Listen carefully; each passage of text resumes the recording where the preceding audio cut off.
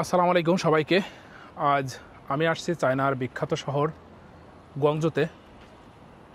অনেক দিন ধরে আসার ইচ্ছা, কিন্তু সময় সাপেক্ষে আসা হয়ে ওঠে নাই। আমি আসছি মূলত মৃদুল ভাইয়ের আমন্ত্রণে।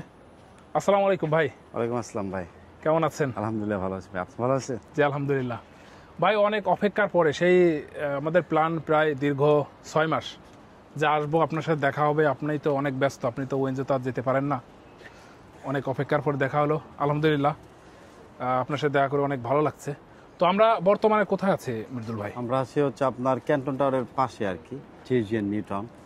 ওই নদীর ওপারে হচ্ছে আপনার ক্যান্টন টাওয়ার, এ পাশে হচ্ছে আপনার এই যে আইএফসি টাওয়ার আছে আর কি। আইএফসি টাওয়ার এটা হচ্ছে জেজিয়ান নিউ টাউন।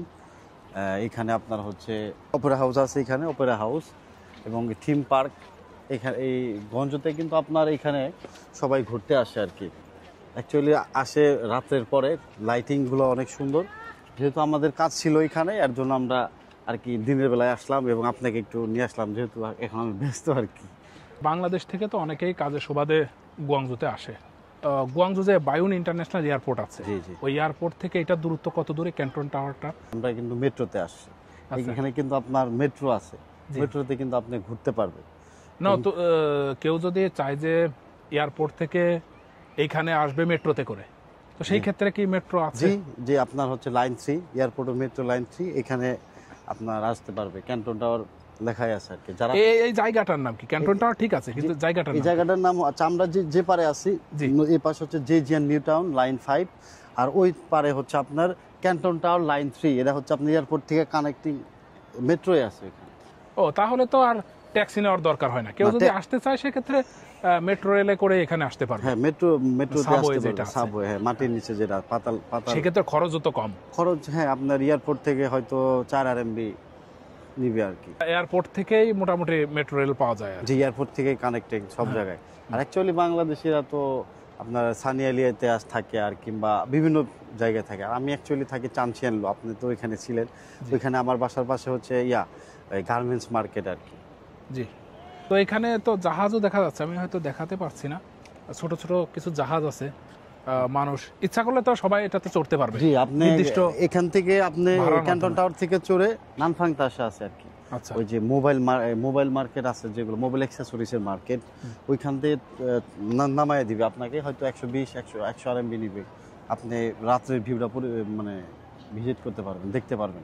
চায়না গুয়াংজু তো বিজনেস হাব, এইটাতে তো সকল ধরনের পাইকারি মার্কেটগুলো এখানে এখানে অবস্থিত। পাইকারি মার্কেট আছে। আপনি মূলত এখন কি কাজে, মানে কি কাজ করতেছেন বর্তমানে? আমি এখানে শিপিং কোম্পানি, আমার এখানে গঞ্জতে কোম্পানি আছে আর কি, শিপিং বিজনেস, বাইআর বাইসি, তারপর এলসি রিসিভ, টিটি রিসিভ, এগুলো। আপনি কি যে কোনো ধরনের প্রোডাক্ট যদি কেউ চায় নিতে আগ্রহী হয়, সেটাকে আপনি সোর্সিং করতে পারবেন? জি, আমি সোর্সিংও করে থাকি।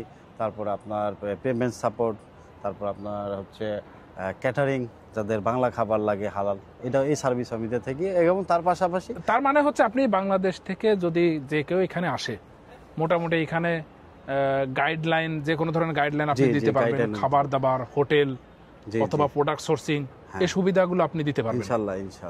আচ্ছা, তো অনেক ধন্যবাদ ভাই আপনাকে। ইনশাল্লাহ হয়তো আমার এর মাধ্যমে অনেকে আপনাকে চিনবে, জানবে। অনেকেই চায়না আসতে চায়। তো আপনি যেহেতু গুয়াংজুতে থাকেন আর আমি থাকি উইনজোতে, এখান থেকে প্রায় 1200 কিলোমিটার দূরে। একটা প্রভিন্স এক একটার জন্য বিখ্যাত। জি জি জি জি। তো গুয়াংজুতে ট্রানজিট হয়েছে, তো আপনার ধরেন উইনজোতে জুতা আছে, হাংজুতে আপনার। গুয়াংজুতে অ্যাকচুয়ালি ফ্যাক্টরি ভিন্ন ভিন্ন জায়গা হলেও যত ফ্যাক্টরি যেখানেই থাক না কেন, সমস্ত ফ্যাক্টরি প্রোডাক্ট কিন্তু এখানে মোটামুটি আপনি দেখতে পারবেন। হ্যাঁ হ্যাঁ হ্যাঁ।